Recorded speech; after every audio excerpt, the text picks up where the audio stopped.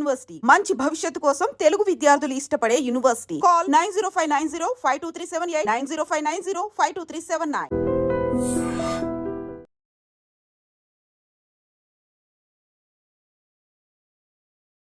Mega stamina అంటే అయితే చిరంజీవి గారిలోని గొప్పతనం మళ్ళీ ఆ రోజు సక్సెస్ మీట్లో చెప్పారు కదా, ఎఫ్ఎన్సిసిలో జరిగిన దాంట్లో నా తమ్ముడు రవితేజ కనుక లేకపోతే సినిమాలో అసలు ఇంత సక్సెస్ ఉండదని. చాలా గ్రేట్ ఆ విషయం కదా. ఎప్పుడు కూడా మీడియా పరంగా కాదు, లేకపోతే పబ్లిక్ పరంగా కాదు, పర్సనల్గా లేకపోయినా పర్సనల్గా కూడా రవిని మళ్ళీ న్యాయం చేశాడు బాబీ. రవి గడే రవి కరెక్ట్, అది చంపేశాడమ్మా, కన్నీళ్ళు తెప్పించేసాడమ్మా అంటుంటాడు. ముందు అన్నది కూడా ఆయనే కదా, ఆయనే క్యారెక్టర్ చెప్పగానే మీరు రవి కదా అని. ఎంత అసలు ఎంత సిక్స్ సెన్స్ ఉండాలి, ఎంత అండర్స్టాండింగ్ ఉండాలి దాని మీద. ఎందుకు పర్టికులర్గా నాకు వాల్తేరి వేరే అన్న తర్వాత నాకు ఇంట్రడక్షన్, ఇంటర్వల్ ఫైట్, ఇవన్నీ క్లాప్ మూమెంట్స్ అయినా డైరెక్టర్గా నేను ప్రౌడ్గా ఫీల్ అయ్యేది కొన్ని సీన్స్ ఉంటాయి. అవును, నాకు పర్సనల్గా దాంట్లో పోస్టర్ మీద బురద పడితే లుంగితో చిరంజీవి గారు తుడిసే సీన్ ఉంటుంది. అవును అవును, అది ఒక మ్యాజికల్ మూమెంట్. అది రవితేజ గారి డెత్ సీను. ఆ సీన్ నిజంగా కూడా అంత నమ్మి చేయక్కర్లా చిరంజీవి గారు, ఊరికి ఒకసారి తుడిస్తే సరిపోద్ది.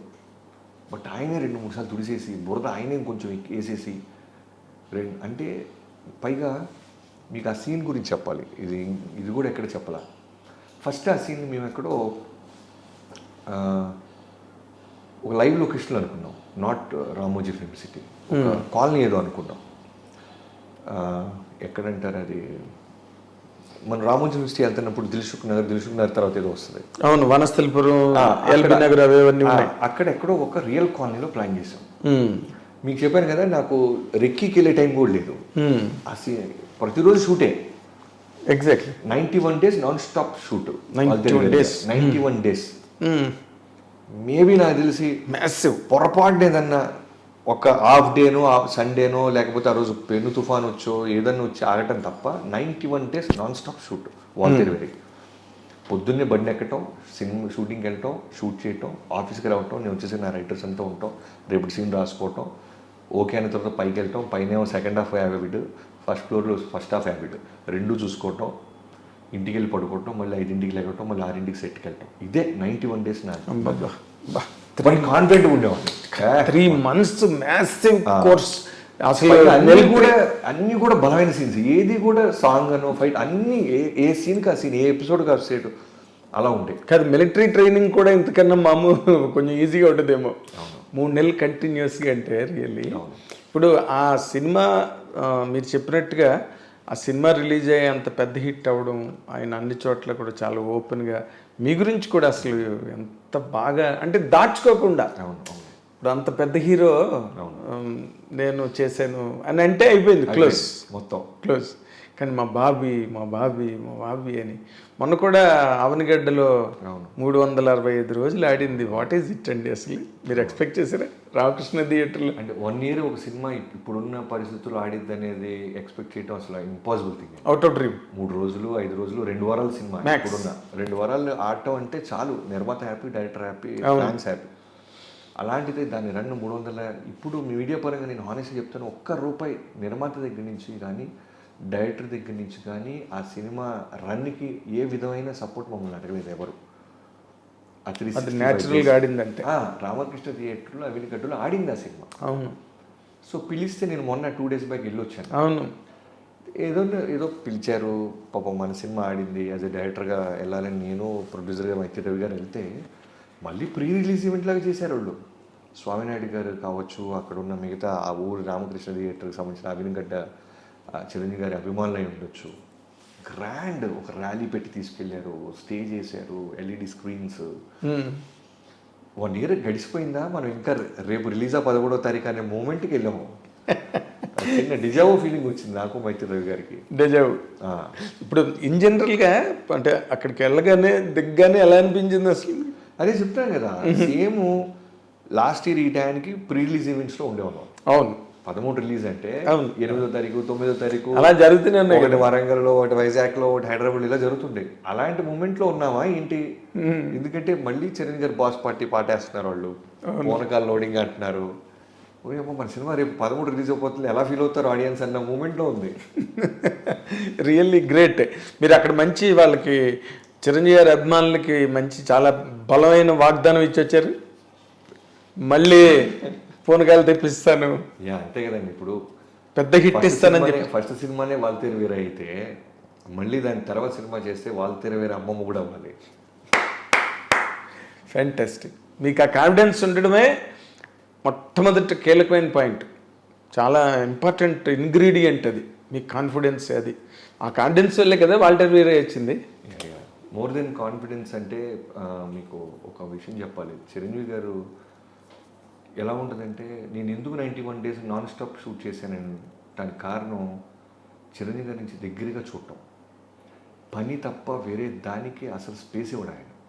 అవును, ప్రతిరోజు భయపడుతూనే వస్తాడు సెట్కి. అవును. ఈ సీన్ షూట్ జరిగిపోతుంది, దీన్ని ఏమైనా చేయగలమా బాబీ అని అడిగేవాళ్ళు. ఇంత హోంవర్క్ మెగాస్టార్ చేస్తున్నప్పుడు మనం ఎందుకు చేయకూడదు, మనం ఎందుకు రిలాక్స్ అవుతాం, కథ ఓకే అయిపోయిన తర్వాత మేకింగ్ మీద తప్ప రైటింగ్ మీద ఎందుకు పెట్టట్లేదు, రైటింగ్ మీద కూడా పెట్టాలి కదా మనం అని ఒక కథని ఎన్ని యాంగిల్స్లో ఒక కమర్షియల్ సినిమాని ఆలోచించాలో అంత హోంవర్క్ చేసేసాం.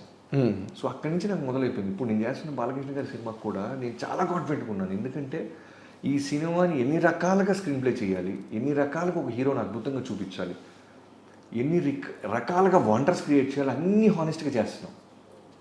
అవును. సో అది ఇస్తుంది మాకు ధైర్యం, కాన్ఫిడెన్స్కి. ఎగ్జాక్ట్లీ. ఎప్పుడు రెడీ, ఎప్పుడు సినిమా రిలీజ్ అయినా మేము రెడీ, నాన్ స్టాప్ షూట్ అయినా మేము రెడీ. అంత బాగా ఇప్పుడు చేసిన సినిమాను కూడా టీం అందరితో వర్క్ చేస్తాం. ఎన్బికే 109. యా. అసలు ఏంటి నాకు చాలా మోస్ట్ ఎగ్జిలరేటింగ్ పాయింట్ ఏంటంటే, బాలకృష్ణ గారి అభిమానులు అసలు ఇలా పండగ చేసేసుకుంటున్నారు ఈ సినిమా గురించి అని. అసలు వాళ్ళ రియాక్షన్ చూస్తుంటే ఏమనిపిస్తుంది మీకు? అంటే అదే దీని ఇంటర్వ్యూ టేక్ ఆఫ్ ముందు మీరే ఒక మాట అన్నారు, అతి చిన్న వయసులోనే చాలామంది స్టార్స్, బిగ్ స్టార్స్తో చేసే అవకాశం. ఎస్, అలా I have seen a long way of industry. So అలా పవన్ కళ్యాణ్ గారితో చేయటం, జూనియర్ ఎన్టీఆర్ గారితో, జైల్లో కుశ వెంకటేష్ గారు, నాగ చైతన్య, చిరంజీవి గారితో చేసిన తర్వాత ఇంకా ఉన్న బిగ్గెస్ట్ స్టార్స్ అంటే మనకి బాలకృష్ణ గారు. ఎస్. సో ఫస్ట్ నుంచి ఆయన సినిమాలు ఒక నరసింహనాయుడు, సమరసింహారెడ్డి, సింహ, అఖండ ఇలాంటి మ్యాచ్. పైగా ఇప్పుడున్న బాలకృష్ణ గారిది ఎలా ఉందంటే అన్స్టాపబుల్ తర్వాత ఎక్కడెక్కడో రూటెడ్ ఫ్యాన్స్, మల్టీప్లెక్స్ ఫ్యాన్స్, చిన్న చిన్న యూత్, మా పాప జనరల్ ఫ్యామిలీస్. అంటే మా పాప అఖండ పాటలు తెగ చూస్తూ ఉంటుంది. ఎందుకంటే ఆ క్యారెక్టర్ సూపర్ మ్యాన్ హీరోగా వాళ్ళు ఓన్ చేసుకున్నారు. అవును.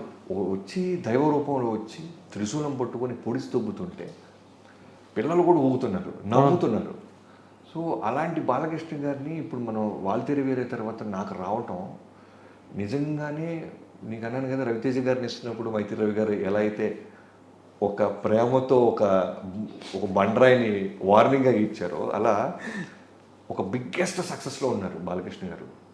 బ్యాక్ టు బ్యాక్ అఖండ, వీరసింహారెడ్డి, భగవంత్ కేసరి, వేరే స్ప్రీలు ఉన్నారు. ఆయన ఓపెనింగ్స్, ఆయన బిజినెస్, ఆయన ఫ్యాన్ బేస్, ఓవేషన్ ఈ రోజున. యా. సో ఇప్పుడు చిరంజీవి గారి తన తర్వాత బాలకృష్ణ గారికి అనగానే ఆ రెస్పాన్సిబిలిటీ మళ్ళీ యాజ్ ఇట్ ఈస్గా నాకు ఇప్పుడు. మీరు చెప్పిన పాయింట్ చాలా బాగుంది. ఎందుకంటే బాలకృష్ణ గారికి ఉండే బీసీ అభిమానులు, బీసీ సెంటర్స్, మామూలు మాస్ థియేటర్స్ ఇవన్నీ ఉండగా ఈ అన్స్టాపబుల్ వచ్చిన తర్వాత ఈ బికేమే. మీరు మంచి మాట అన్నారు. నేను ఈ కథ రాసినప్పుడు నా ఫస్ట్ మేము ఒక వర్త్ లాగా తీసుకుంది ఏంటంటే, ఫస్ట్ లైన్ మేము స్క్రిప్ట్ రాసినప్పుడు బాలకృష్ణ గారితో project take off before, Balakrishna గారికి ఉండే మ్యాసివ్ బీసీ సెంటర్ అభిమానులు ఓట్ బ్యాంక్ లాగా fan base as it is ఉంటుంది. మాస్ థియేటర్స్ బాబీ తీసినా ఇంకా ఎవరు తీసినా ఆ ఫ్యాన్ బేస్ వస్తుంది. అది బ్యాంక్, అది బ్యాంక్. మనం ప్రత్యేకంగా, సో నేను యాజ్ ఎ డైరెక్టర్గా బాబీ అనేవాడు ఒక ఎక్స్మార్క్ క్రియేట్ చేయాలంటే అన్స్టాపబుల్ ఫ్యాన్ బేస్ని కూడా నేను తీసుకురావాలి, మల్టీప్లెక్స్ ఫ్యాన్ బేస్ని నేను తీసుకురాగలిగితే ఆయన ప్రీవియస్ సినిమాల కన్నా మన సినిమా గొప్పగా కనబడుతుంది, ఎక్కువ స్కోర్ చేస్తాను. అంటే రికార్డ్స్ అని నేను మాట్లాడను, ఎక్కువ థియేటర్ రిలీజ్ అని నేను మాట్లాడను. బట్ ముందు సినిమా కన్నా మన సినిమా ఏం చేసాం, మనం ఏం పీకామని మాట్లాడుకుంటే మల్టీప్లెక్స్ యూత్ని, యంగ్స్టర్స్ని విజిలేపించాలి. బాలకృష్ణ గారు ఫైట్స్ చేస్తే చూసాం, బాలకృష్ణ గారు ఎమోషన్ చేస్తే చూసాం, ఎందుకంటే 100 సినిమాలు పై చేసేసాడు ఆయన కూడా. అవును. సో కత్తి మీద సాము చిరంజీవి గారితో బాలకృష్ణ గారితో చేయటం అనేది కత్తి మీద సాము. ఎందుకంటే Exactly.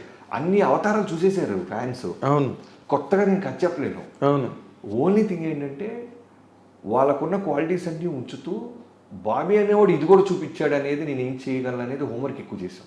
ఓ ఇది కూడా ఆల్మోస్ట్ మేము ఫిబ్రవరి ఎండింగ్ నుంచి మొదలెడితే మొన్న మేము స్టార్ట్ చేసేదాకా ఆల్మోస్ట్ 8 నెలల కష్టం మాది.